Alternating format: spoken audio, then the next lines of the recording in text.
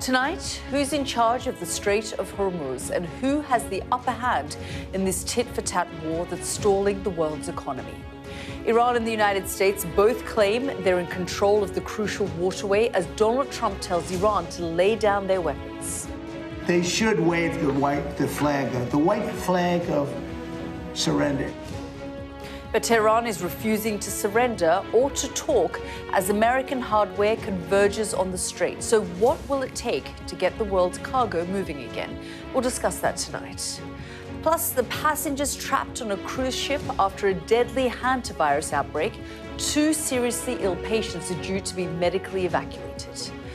After the latest attempt to assassinate Donald Trump, we'll focus on the rise of the lone wolf attacker. And the peptides craze taking over the wellness industry. So what are they and why are so many people experimenting with untested drugs?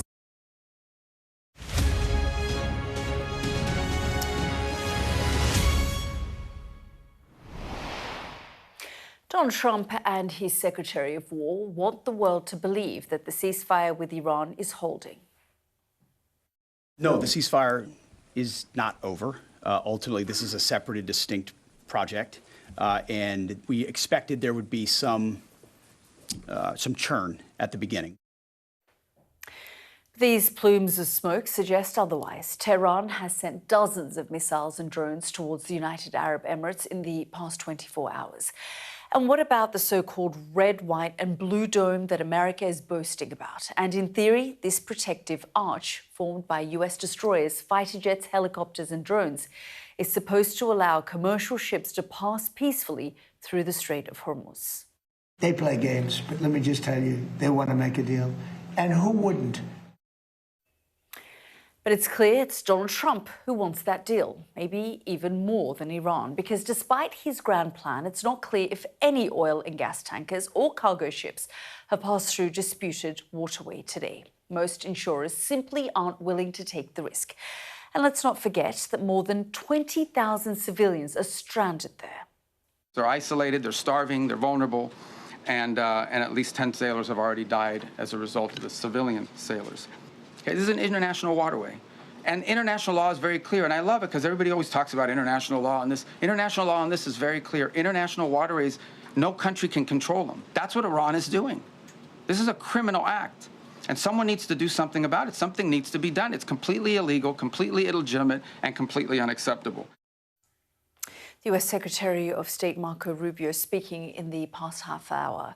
But while Donald Trump has nicknamed his operation Project Freedom, Iran mockingly refers it to as Project Deadlock. And until that deadlock ends somehow, we'll continue to live with the fallout. Higher fuel costs, cancelled flights and rising inflation. Well, let's bring in our US correspondent, James Matthews. And James, it was quite extraordinary listening to Marco Rubio there. He was almost pleading with the world's press, pleading with the world there, and throwing out some big numbers and stats in terms of the impact that this blockade is having on the Iranian economy. Yeah, hi, Yalda. It was quite fascinating, actually. I thought Marco Rubio, Secretary of State, providing maternity cover, of course, for Caroline Leavitt, the press secretary, who is away having a baby. There was a few interesting points. That soundbite that you played, Marco Rubio, the American Secretary of State, leaning into the importance of international law in all of this, holding that up as the badge of credibility for America's appeals to have this waterway opened back up. International law, of course, is the very thing that many accuse the United States of having flouted over recent months. So that would have sounded a bit rich to the international community coming from Rubio. And the international community has been listening loud and clear to various appeals, actually, across the course of today. We had it from Hegseth this morning, talking about this red, white and blue dome. It's up for other countries to step up and support. I think we're clearly at a stage where America is publicly acknowledging it can't do this on its own. It has reached a dead end in terms of resolving this blockage in that particular waterway, and it is appealing explicitly to other countries to come to its aid. We had it from Scott Bessent, Treasury Secretary, yesterday, saying well, asking the Chinese to weigh in with diplomatic help. And we had it, from Rubio again there, speaking about the importance of other people getting involved. You mentioned the economic numbers. The Secretary of State was keen to talk about the economic pain that Iran will be feeling from all of this. Yalda, for me, that was a Marco Rubio keen to talk the language of success, accentuating one strand in which the United States is hurting Iran in all of this. But on the Strait of Hormuz, this intractable problem, he said, we want to bring it back to where it was. Our preference is to have the strait back to the way it was. And of course, we are given regular reminders that the Strait of Hormuz was not a problem. It was open. There was free movement before America decided to enter this conflict. So in trying to move things forward, Marco Rubio has invited everybody to cast an eye back on the shortcomings in the US operation. For me, the Americans are clearly moving away from any inclination to re-engage militarily. Certainly that's the public line. They have taken a defensive tone over the past 36 hours, and we had it again from Rubio there, speaking about our president has proven his preference, his peace, he said. There is a real diplomatic path. The alternative for Iran is growing isolation, economic collapse. We have to have a diplomatic solution that's very clear about the topics and concessions they are willing to make at the front end. So there you go, there's the invitation to Iran. He wasn't saber-rattling, Marco Rubio, nor was Donald Trump necessarily, to the extent that we have seen him. We saw Trump in a news conference earlier on, which was quite the spectacle in amongst youngsters. It was a child fitness thing, and he did touch on Iran, but not as belligerent, not as bellicose as we have heard him. So that's where the United States appears to be now, seeking this diplomatic solution, seeking the help of other countries, China in particular, China, Iran's old pal, to help twist its arm. But an America, publicly at least, backing off the prospect of any further military intervention, although, as we all know, Yalda, things can change pretty quickly with Donald Trump. Yeah, absolutely. As you say, a shift in tone, but that doesn't necessarily mean that things can't escalate again. James, thank you so much.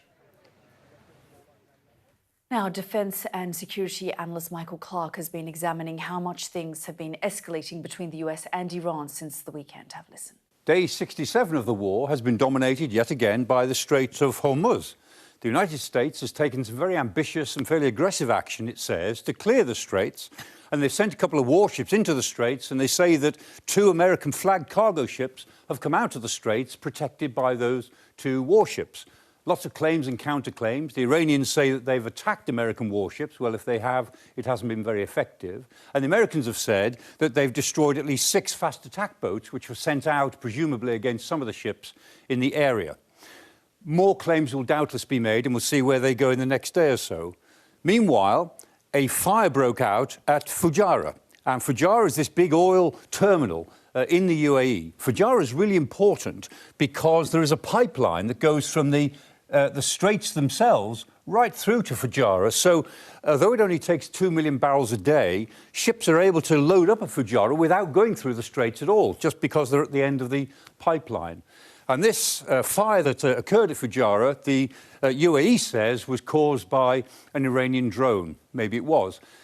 Pete Hegseth has said that the ceasefire still holds. Well, maybe that could be true, because at the moment, neither side has gone back to all-out attacks, and it may be that the Iranians are trying to scale their reactions to all of this in a careful way. We'll see.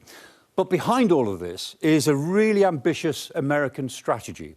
And that strategy, they say, they've been working on for quite some time. It has 3 elements.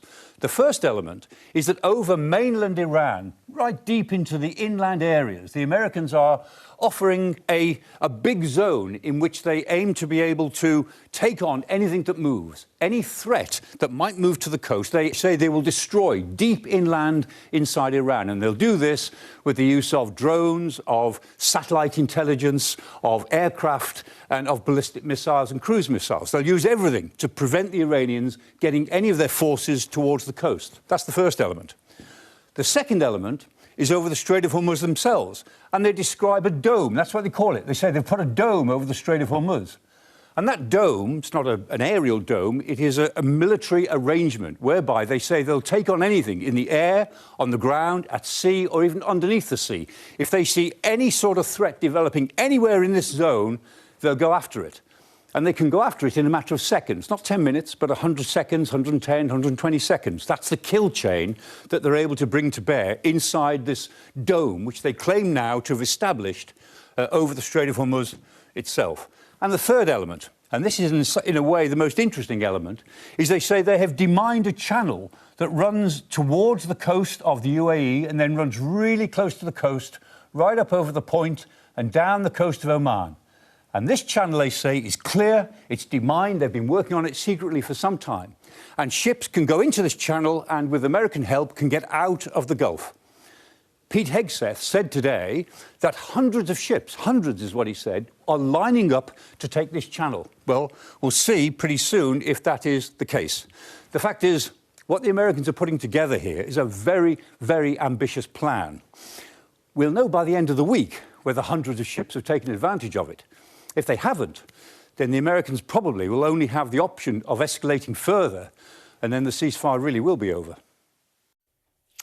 Well, Tom Bartoszak-Harlow is with the International Chamber of Shipping, a maritime trade group. Thank you so much for joining us here on the programme. In the last day or so, we've heard a lot about Project Freedom, this idea that the United States would ensure the safe passage of many of these ships waiting to pass through the Strait of Hormuz. And we just heard there from Professor Michael Clark saying, you know, the Americans are waiting for hundreds of ships to take this offer up. But just give us a sense of what sort of assurances have been given, what sort of a level of certainty there is that if they do pass through, they will be safe. Because, of course, in the last 24 hours or so, we've also seen a UAE oil tanker being targeted. And we understand just in the last few minutes, there's been some developing news that a cargo vessel was struck within the Strait of Hormuz as well. Yeah, so there's a lot of uncertainty at the moment around what Project Freedom will actually entail, and we look forward to there being further details on that from the US administration. What shipping companies need is the confidence that should they transit through the strait, they're not going to come under attack from Iranian authorities, putting seafarers' lives at risk. We've heard just now a breaking news story around a further ship coming under attack, which is deeply regrettable and something that does need to stop. Seafarers shouldn't be put in harm's way when they're going innocently about their job. But we do need to see that confidence coming, that they can transit through the Straits safely, and that's going to need a de-escalation of the situation from all sides. Yeah, as you say, I mean, a cargo vessel has been struck, that's according to Reuters, by unknown projectiles within the Strait of Hormuz. That's being reported by the United Kingdom Maritime Trade Organization just in the last few minutes. And as you say, I mean, the confidence needs to be built because, frankly, there are missiles, there are drones, there are strikes taking place. And you know, these ships are sort of stranded there and have been for the last couple of months since this war began, uncertain about what they need to do next to get out of this situation. Yeah, absolutely. And until we see those strikes and threats of strikes stopping, I think you're unlikely to see ships having the confidence to transit out of the Strait of Hormuz, leaving 20,000 seafarers trapped there through no fault of their own. It's going to take time to rebuild that confidence. It's not going to be delivered by a single action. If we look at previous examples of where ships have come under attack in places such as the Red Sea, for example, it took a prolonged period of time for shipping companies to have the confidence to begin transiting there again. And I think it's going to be a similar case here in the Strait of Hormuz. It's unlikely to be a snap moment that sees that transit resuming to the levels we saw before the conflict of 100+ ships per day. Yeah, As you say, I mean, so nothing that, frankly, Donald Trump, Marco Rubio, Pete Hegseth says at this stage about Project Freedom is going to reassure the seafarers, the insurance companies, their own companies, that they should, frankly, pass through. So we may get more details in the coming days that can help provide that confidence, but I think the evidence at the moment is seen by the numbers of ships that have been able to pass through. I think there's been 2 US flagships that have gone through in the last sort of 24 hours or so with US assistance, but we're already seeing reports of ships still coming under attack. I think there was one yesterday. You've just heard breaking news that one's happened in the last few minutes. So until those attacks stop and shipping companies have the confidence that if they do attempt to transit, they aren't going to come under attack or have any other further risks from mines, for example. Iran says they've mined the strait, so we need to make sure that any mines that are there have been made safe or confirm that whether there are any mines there at all. Until though we can have guarantees of those situations, we're not going to see transits because seafarers' lives will be put in jeopardy. And just, Tom, help us put all of this into perspective, because we're talking about something like 20,000 seafarers and something like 2,000 of these vessels. Yeah, that's right. So there's around 20,000 seafarers stuck in the Strait of Hormuz who need to get out and are keen to go home to their friends and family. Ship owners have been doing everything they can to make sure that those seafarers have got access to things such as extra calls to home, any mental health support that they may need, because we need to recognize these are seafarers that have been under attack for the last 10 weeks. These are civilians, they're not members of any military, and that is a situation they should never have been put in, and we need to see that resolved as soon as possible, whether that's through Project Freedom or another solution. Really grateful for your time, Tom Bartoszak-Harlow, for joining us here on the programme. Now, the UK and other governments are working to bring home travellers stuck aboard a cruise ship that's in the grip of a suspected outbreak of hantavirus. 3 people have died, while a British man who was evacuated to South Africa remains in intensive care. 2 crew members are seriously ill on board the luxury line and are expected to be evacuated in the next few hours. Our health correspondent Ashish Joshi reports. It's sold as an Antarctic Odyssey, a spectacular 42-night cruise from the Antarctic Circle, crossing the equator to the coast of West Africa. A once-in-a-lifetime dream. For going in the ice and spotting wildlife like whales, this is a perfect ship. The ship's chef posted this picture on the night before they set sail. But Kabir Moraes, on the bottom right, and his shipmates on board the MV Hondias did not know that their dream would turn into a nightmare. Just 10 days into their cruise, a passenger died, others fell critically ill, and the ship is now at the centre of a suspected hantavirus outbreak. The MV Hondias set sail on the cruise, which cost anywhere between £6,000 and £18,000 on the 1st of April, from Argentina. It made its way through the southern Atlantic Ocean on its way to Cape Verde on the 3rd of May, and that's where it remains. The plan now is for the ship to continue on to the Canary Islands. We're working with Spanish authorities who will welcome the ship, have said that they will welcome the ship, to do a full investigation, a full epidemiologic investigation, full disinfection of the ship, and of course to assess the risk of the passengers that are actually on board. Hantavirus is spread through rodent droppings, urine or saliva. The virus particles, once dried out, can be breathed in. Early symptoms are like flu, but can turn into a deadly infection of the lungs or kidneys. Human-to-human transmission is extremely rare, but WHO experts think that this may be happening on board the Hondias. So far, 3 passengers have died, a German traveller and a Dutch couple, whose family paid this tribute. The beautiful journey they experienced together was abruptly and permanently cut short. We are still unable to comprehend that we have lost them. We wish to bring them home and commemorate them in peace and privacy. WHO medical experts are on board the ship. Critically ill passengers and crew will be medevaced. The Canary Islands had been mentioned as a possible destination, but there is pushback from the local authorities there. They will be transferred to the Netherlands, and from there, once they've completed quarantine and so on, they would have to be repatriated. I believe the decision is the right one, not only for those passengers who are affected and need medical care, but also for everyone's safety, those on board the ship, as well as those of us on land. For now, the ship remains marooned off the coast of Cape Verde.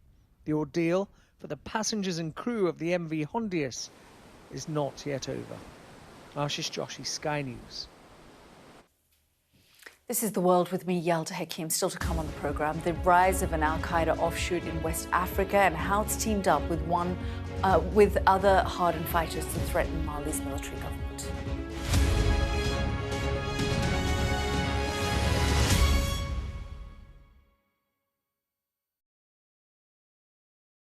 A lot of local and national seats are up for grabs. Waiting for the people's vote on who will sit in them. It's your chance to have a say on who has a seat at the table. Follow Sky News as we give you the best seats in the House. From voting to the results, the analysis, and what comes next. Join us for Vote 26. Get the full story fast on Sky News.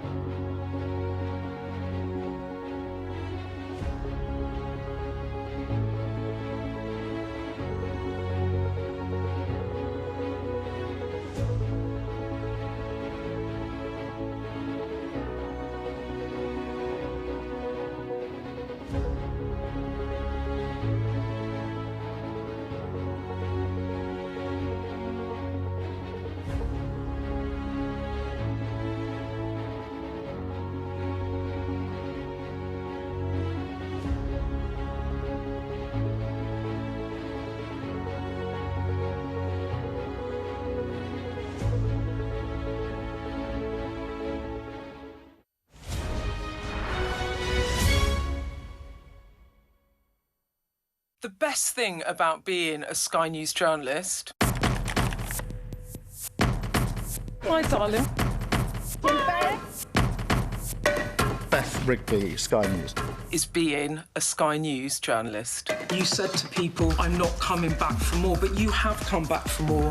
Well, let's kick off and make a statement.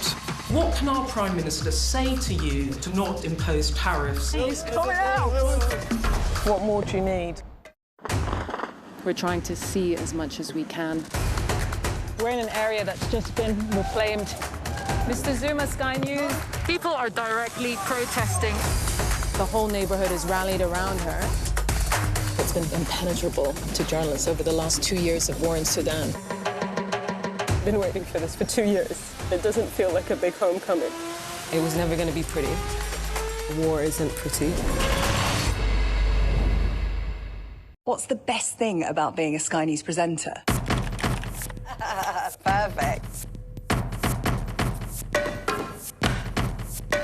Let's bring you some breaking news. Being a Sky News presenter. I began by asking... Thank you so much. ...trusting us to tell her story. The battle for number 10. Sky News has been given exclusive access. Let me give you a sneak peek. It was the day those present would never forget. Why did you decide to to open up and tell your story. Let's focus now on the region in Africa that's become a global hotspot for violent extremism, specifically on the West African country of Mali, where a jihadi group joined forces with rebel fighters to strike at the heart of the military government. Mali's been run by the military since a 2020 coup. It's long suffered violence as jihadi groups expand in the wider Sahel region, south of the Sahara Desert. These are the key players in what is a complicated picture. JNIM is made up of al-Qaeda-linked groups who merged in 2017. It has about 10,000 fighters. They're now allied with separatist rebels who've been fighting for years to create an independent state in northern Mali. They're up against Mali's junta, who have Russia's support. The al-Qaeda-linked insurgents and their separatist allies launched simultaneous attacks late last month, making huge gains. Mali's defense minister was killed, and Russian forces backing the government were forced to retreat from the northern town of Kidal. The fighters are now surrounding the capital, Bamako, and are said to have set up checkpoints around the city of 4 million people. Earlier, I spoke to Mohammed El Mouloud Ramadan, spokesperson for the Azawad Liberation Front. I asked him about his separatist group's objectives. People have been forced to live in refugee camps, and the aim is to allow our populations to come back, to allow journalists and humanitarian actors to come and see what is happening. You say that, yet you're working with an organization, JNIM, which has pledged allegiance to al-Qaeda. So you talk about the liberation of Mali and bringing back freedoms and rights to the people of Mali, and yet JNIM, a group that you're now aligned with and working with, is an al-Qaeda-linked organization. It's a tactical arrangement. Historically, we had problems with them in 2012 and in 2024 as well. JNIM are actually also part of the same Azawad community, therefore, and despite the differences, despite the different aims, it's important to be able to find ways to work together to fight the terrorist Wagner organization, which has spent 3 years massacring populations, which hasn't been spoken about in your media. So facing a terrorist organization, we are brothers who share the same aims, and we cannot have a peace without JNIM.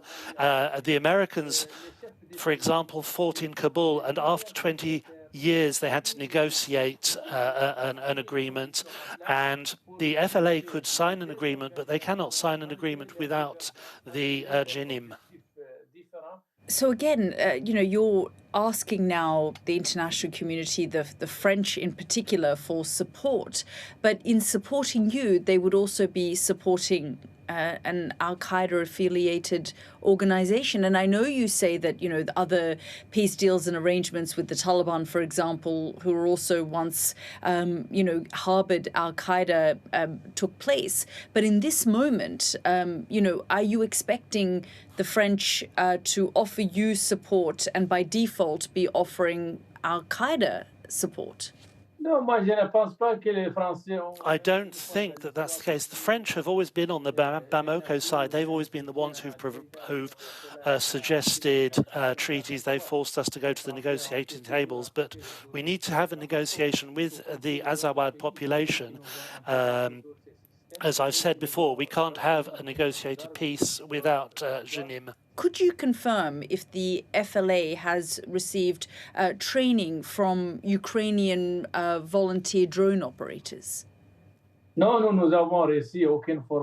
no, we haven't received any training from anybody. That is absolutely fake news. We are independent. We have young intellectuals who have been able to do this training, have received this training themselves. We have had no support from anybody. We have been left to our own devices for 3 years against Bamako, against Wagner, and we are doing this on our own. This was, of course, reported by the Wall Street Journal that the FLA had received training from Ukrainian drone operators. Could you also tell us whether other foreign actors are offering you support? No. We have not had any support from anywhere, no support. So no foreign actors or funding other than your allegiance and partnership with JUNEM. You're not receiving any funds or support from outside sources. Okay, no, we are not getting any foreign support at all. These are the sons of the country who are protecting us against Wagner, including JUNEM, who are sons of the country. The Russian government says that they are offering support to the military in Mali and the government to fight terrorism. And they're obviously pointing the finger of blame at JUNEM, which they say has links with Al-Qaeda. But what is ultimately your objective for your country? So we were in a peace process. We signed the agreement and we respected that agreement at the last minute. But the government went to Moscow, Wagner stayed, and for the last 3 years there has been this this has been happening. And then on the 25th of April, therefore, we started the war again in order to get rid of dictators and in order to make them go to achieve peace by working with all actors in Mali.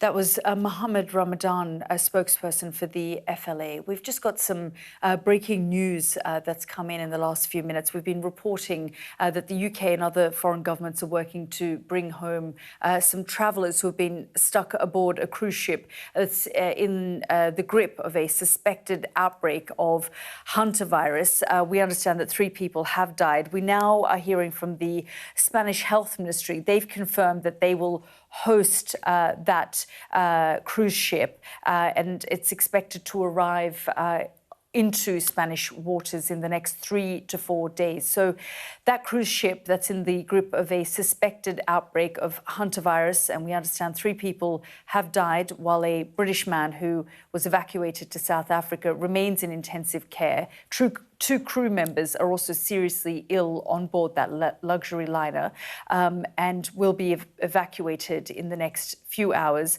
We have just received news in the last few minutes that the Spanish Health Ministry has confirmed it will host the cruise ship, and it is expecting it to arrive in the next 3 to 4 days. This is The World with me, Yalda Hakim. Next up, 2 authorities on political violence weigh up whether the US is sliding into a dangerous new era. That's coming up.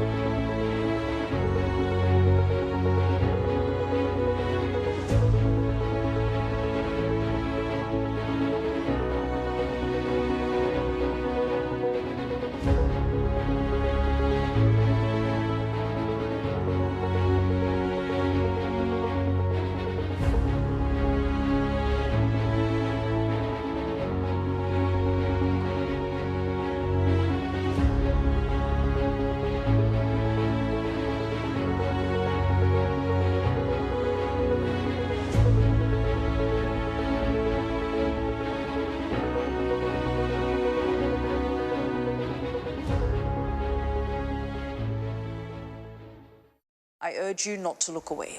If Hamas hands the hostages over, they will end this conflict. The world has been watching. Good to see you again. How are you? Did she say how he was? The conditions are awful. The jets were ordered to come back. Historic day here today. How will you respond if India does launch airstrikes? They'll be all out to war. I'm just going to put some body armor on. I'm Yalda Hakim. Now, you'll remember this video. This is Cole Thomas storming through a security checkpoint at the White House Correspondents' Dinner.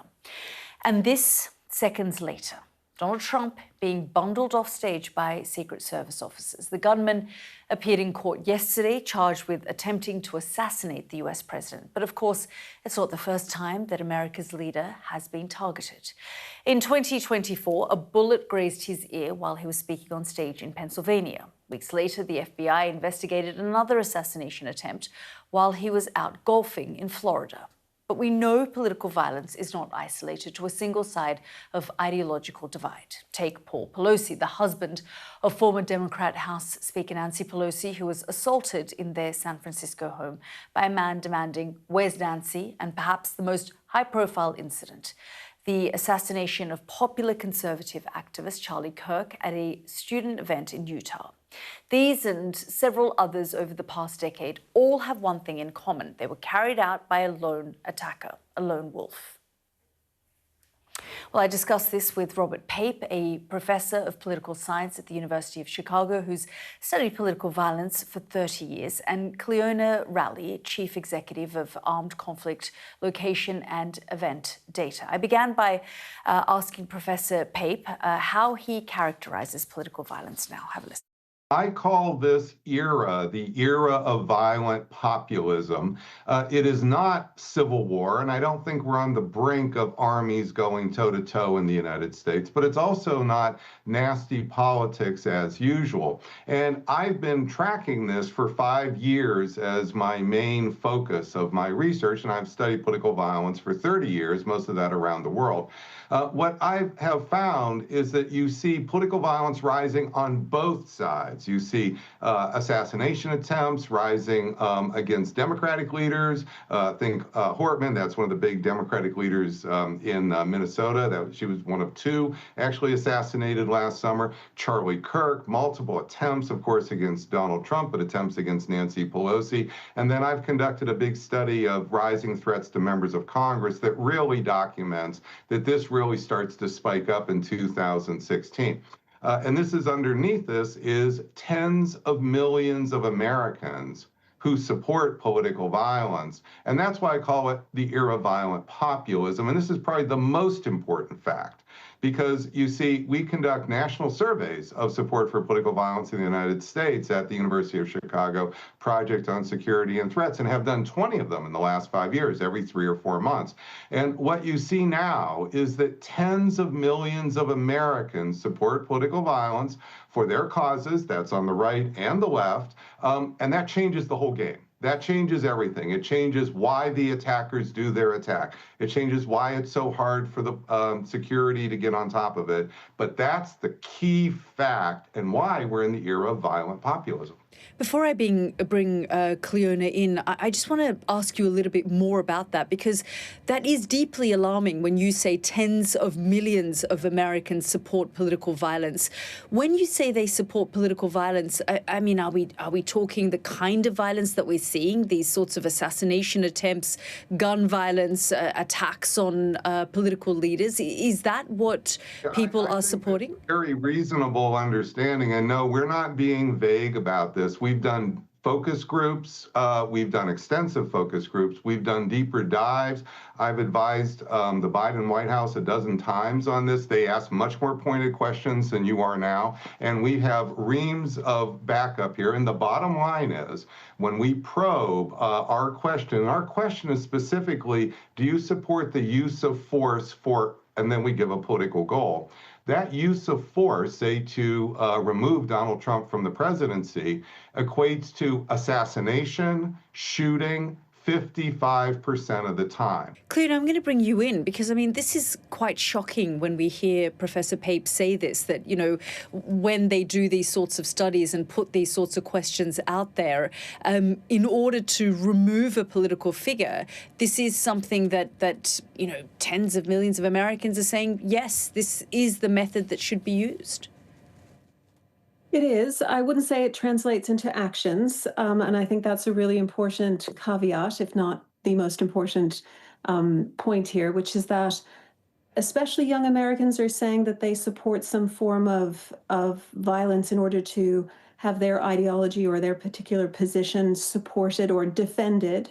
It's often, you know, presuming that somebody else starts it. 3 attempts on the president, whether he's campaigning or in office, is a really, really significant development. I think it is particularly significant that in both cases, in both of the last 2 cases, there has been an attempt from the left in order to kind of protect, if you will, the rhetoric or the justification for these attempts. But it comes back to the fact that in the US at the moment, we have 3 different forms of conflict that are common. And one is militia violence, which in fact is still quite low and has been low even throughout the election last year. When it was predicted to be very high, it was not, it was low. We have lone wolf violence, which is a particular signature of the US context in which young people, often young men, take it upon themselves to enact some sort of personal or quasi-political ideology in violence. And then we have a massive amount of peaceful protest and some small percentage of riots. But that is the signature of the US political violence and disorder landscape, and it's stayed relatively stable in the last 5 years. So we've been tracking the daily protests and the daily actions that would relate to either disorder or political violence. And what we're seeing is that outside of lone wolf actions and, of course, the actions of protesters, what we see a lot here is rhetoric around violence rather than actions. I want to bring in Professor Pape again, and I just want to get your reaction to what Cleona is saying, that often it's rhetoric rather than it turning into action. But we are seeing now cases of action. This just misunderstands the pipeline of political violence. So I'm not saying there's 20 million Americans who are going out and shooting people. That mass support for political violence is what's called the normalization of political violence in the United States. And that public support in the United States and in other cases is what nudges volatile individuals to go over the edge because they're expecting public support. They're expecting glorification. They're expecting social approval. And also, so I think we shouldn't also just dismiss the idea of violent protest. So January 6th was a violent protest here. So we can just dismiss it as, well, that was only a violent protest. But we have to keep in mind that was an extra constitutional act to stop the duly elected president from taking power. And then also 5 to 7% of the George Floyd protests in the summer of 2020 were political violent protests. And you might say, well, it's only 5 to 7%, except that's nearly 600 going on for weeks in the top 100 cities in America. So we need to understand we haven't seen that kind of either lone wolf violence or violent protests since the 1960s. So I don't say it's unique, but this is clearly markedly higher than you saw, say, in the 1980s, the 1990s, where we saw more one-offs. You know, just to pick up on Professor Pape's point there and parallels being drawn to the 1960s, Cleona, what makes this moment different, though? Is it the sort of, you know, introduction as well in this period of social media and that fueling it a lot more when we do talk about people seeking glorification from the masses? I think it's a good point. I mean, Professor Pape noted my own data in the 5 to 7% of violent riots that occurred during the George Floyd protests. That is ACLED data that found that 93% of the actions were in fact peaceful protests. And I think it indicates something here that is very important, which is that You know, in the last few weeks, not only did you see this third assassination attempt, but you also saw, I think we recorded 3,000 protests during the third wave of the No Kings action in subsequent weeks, and it got almost no attention whatsoever. And one of the reasons it got no attention is partially because of course, Iran is ongoing, but also there's, in the US, the attention economy is going to be drawn towards these individuals. And the US is a highly militant society in its ownership of guns and its normalization, to use Professor Pape's term, of some of the public nature of conflict and violence. But what I would really hesitate, though, is to note that this is in some ways a more organized activity, because it is not. It's still lone wolf activity that is not becoming organized or directed towards a particular political ideology. It's still a very ad hoc, quite personal, very often strangely accumulated political beliefs that motivate these people to write these manifestos, many of which were written in the 1990s by the far right, and pursue this type of conflict and violence.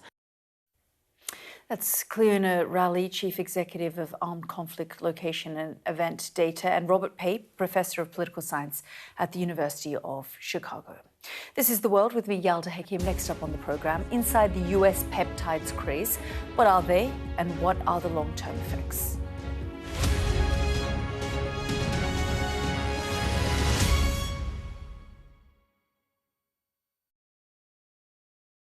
With respect, Minister, answer the question.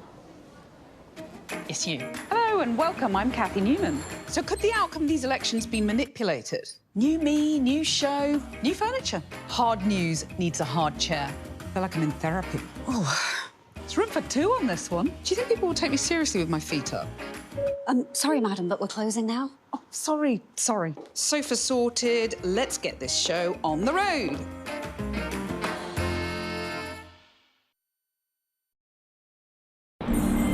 A lifeline for millions of people living on both sides of one of the most volatile international borders. It's dams like these that have become inflection points between the two nuclear-armed neighbors, which could potentially lead to water wars in the future. A terror attack has shattered the peace and tranquility of Kashmir. At least 26 people have been killed and as many injured when militants fired upon them. I'm Neville Lazarus, and I'm Sky's reporter based in Delhi. The old and young, all weary after being trapped for days, as the worst floods have hit Kerala in a century. 3 days we are on a rooftop. They have no food, nothing. The roads have been inundated. The only way out is to get people by boat. There have been reported deaths and many injuries, several critical. Many families will grapple with the unimaginable loss of one of the worst disasters in India's aviation history. The spiraling violence between two nuclear-armed neighbors that harbor decades of hostility just seems to be getting worse by the day. Garbage dumps like this not only threaten the lives of millions of people, but also pose a deadly consequence on the environment and climate. It is a source of death, decay, disease and pollution for hundreds of thousands of people living in its shadows. There is so much disease because of this garbage. Sometimes it's so difficult to just breathe. Companies like these are helping India in its trajectory to be a serious player in space exploration. Over the next 45 days, an estimated 400 million Hindu pilgrims are expected to converge here in Prayagraj on the banks of the holy river Ganga and Yamuna. It's a real kaleidoscope of people from all walks of life. With respect, Minister, answer the question. It's you. Hello and welcome. I'm Cathy Newman. So could the outcome of these elections be manipulated? New me, new show, new furniture. Hard news needs a hard chair. I feel like I'm in therapy. Oh, there's room for two on this one. Do you think people will take me seriously with my feet up? Sorry, madam, but we're closing now. Oh, sorry. Sofa sorted. Let's get this show on the road. The best thing about being a Sky News journalist... Hi, darling. Beth rigged the Sky News. Is being a Sky News journalist. You said to people, I'm not coming back for more, but you have come back for more. Well, let's kick off and make a statement. What can our Prime Minister say to you to not impose tariffs? He's coming out! What more do you need? We're trying to see as much as we can. We're in an area that's just been reclaimed. Mr. Zuma, Sky News. People are directly protesting. The whole neighborhood has rallied around her. It's been impenetrable to journalists over the last 2 years of war in Sudan. Been waiting for this for 2 years. It doesn't feel like a big homecoming. It was never going to be pretty. War isn't pretty. Injectable peptides are rapidly gaining popularity in US wellness circles, even though the long-term effects are still in question. Peptides act as building blocks for proteins in the body, and the US Health Chief, Robert F. Kennedy Jr., thinks they should be more widely available. Our US correspondent Martha Kellner reports. I think we need to have a pep talk, a peptide pep talk. Peptides to help them gain muscle, peptides for them to be tanner. This is your sign to hop on a peptide. The new craze taking America by storm. I'm sure by this point you've heard about peptides. Peptides. Are you on peptides? That's the collective name for these short-chain amino acids that, when injected, stimulate the body's natural processes synthetically. After trying nearly every peptide on the market. Some, like insulin, have been around for decades, but we're talking about a new Wild West of unproven peptides. The answer is yes. But right now I'm doing Penialon, Epitalon, HCG, Retatrutide, very popular on the internet right now, Wolverine blend, which is BPC 157, TB 500, NAD+, hormone therapy, TRT. It is like a pharmacy in here. It's a real pharmacy, yeah. Jacob describes his body as a science experiment. His hypothesis that peptides make you stronger, healthier, and better looking. You call that the Wolverine blend? So if you ever see the movie in the Wolverine, if he gets stabbed, if he gets shot, if he gets whatever, his body just regenerates so fast that he gets healed automatically. So they call it that because it makes your body heal very quickly. The benefits are debated, and the long-term effects on humans largely unknown. Every morning for Jacob starts the same way: a large handful of pills and several injections. And then our Wolverine.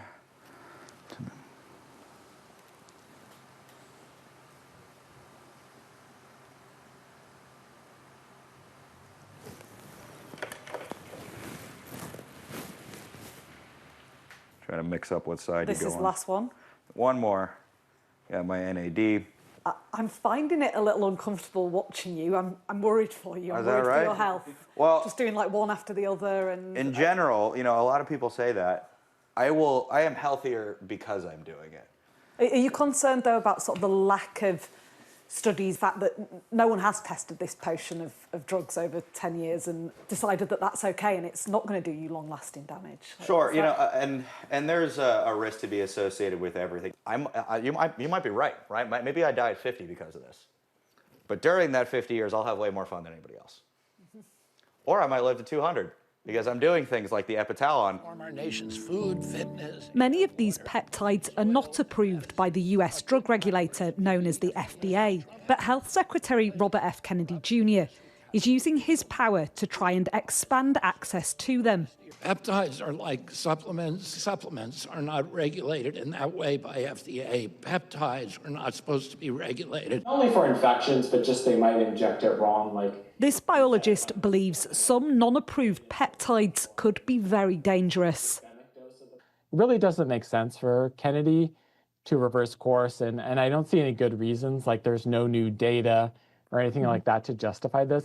My worry is in 5 or 10 years, we're going to see an outbreak of cancers amongst peptide users. If there's precancerous cells hanging around, if you're giving them a signal to grow more and you're giving them new blood vessels, you could turn a precancerous little blob into a new cancer. But the warnings are not putting off a growing number of the fitness community who use peptides. A BPC TB 500 for injuries. I was running Retatrutide, which wasn't for me, and then I was running some more, and it hasn't worked. Okay, you're on 4 of them at the moment. Yeah, but I cycle through them. Okay. Because I don't like putting things in my body all the time. Are you concerned about the lack of studies? If you can go out and go drink alcohol every weekend, why are you concerned about something that could potentially heal your body and make you perform better and healthier? Not on peptides. I don't know. I think I'm just really young and I'm starting out my fitness career right now. Just doing natural things as I can as I grow. Many people are turning to these injectables, viewing them as a cheat code, a quick fix for all manner of perceived problems. Peptides are going mainstream fast. Science can't keep up. Martha Kellner, Sky News, Tampa, Florida. Now we've got some breaking news. Big night for Arsenal. They've just made it to the Champions League final. They beat Atletico Madrid 1-0 at Emirates Stadium. They'll now play either defending champion PSG or Bayern Munich in the final. It's something they've wanted since 2006. Big night for Arsenal. Good night.